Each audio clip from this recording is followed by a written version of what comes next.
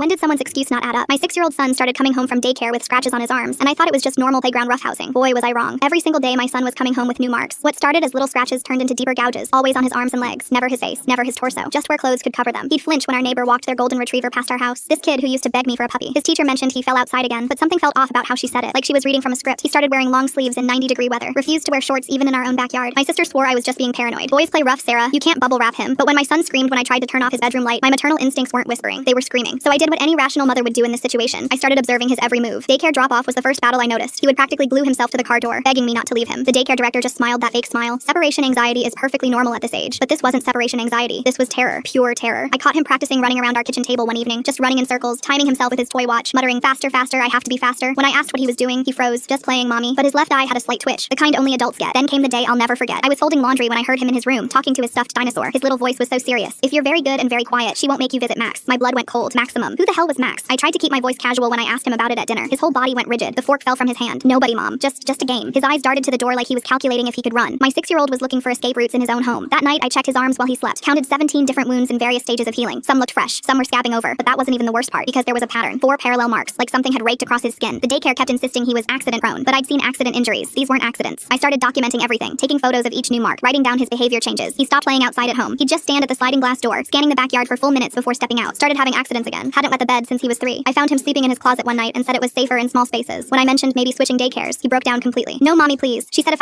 I leave, Max will find me. Max knows where we live. Something inside me snapped. My baby was being hurt by someone at that daycare. Someone who was threatening him. Someone who had introduced him to this Max, who had my son practicing escape routes and checking door locks. I called the daycare receptionist asking about any new staff members, any volunteers, any special visitors named Max. She acted confused. "We don't have anyone named Max here." And there was something about the way she said it made me think she was telling the truth, but still, I had to see it for myself. So I called in sick to work the next day. Parked across from the daycare at 11 a.m., right when they'd be going outside. I watched the kids file out to the playground, watched my son hang back, trying to hide behind his teacher. Then I saw it. A beat-up truck in the side lot with dog crates in the back. Big crates, the kind for large breeds. My heart was pounding as one of the daycare workers, the young one who always seemed frazzled, walked over to the truck. I followed as she led my son around the building, away from the other kids, away from the cameras. He was dragging his feet, shoulders shaking. I crept closer, phone recording, and what I saw made me physically ill. She was forcing him to train her rescue dog, this massive, snarling pit mix that she kept calling Max. "Children need to learn boundaries with animals," she said, her voice eerily calm as the dog lunged at my baby. "If he runs, Max chases. If he stays still, Max respects him." The dog was wearing a muzzle, but she reached down and removed it. The muzzle doesn't teach real lessons. My 6-year-old was frozen in place, tears streaming down his face as this untrained, aggressive animal jumped on him, scratched him, snapped at his arms. She just stood there, arms crossed, watching. "Stop crying, Tyler. You're making him more excited." When my son tried to back away, she grabbed his shoulder and pushed him forward. "We're not done. 10 more minutes. You need to learn." I could see old bite marks on her own arms. This woman was using terrified children to try to rehabilitate a dangerous dog, using my baby as a training tool. I called 911 right there, but instead of arresting her, the officers told me there was no evidence that she intended to harm the children. That's when I knew I had to take matters into my own hands. Full story on channel, link below.